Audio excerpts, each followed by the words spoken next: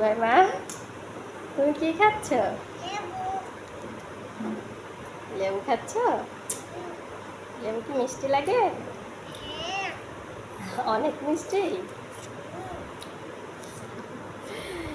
এবার নাকি লেবু মিষ্টি লাগে। মিষ্টি লাগে তাহলে তুমি চোখ অমন করে কেন? চোখ এরকম করো কেন?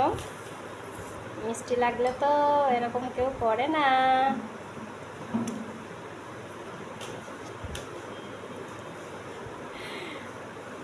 আমার এই শালিক পাখিটা লেবু খাচ্ছে,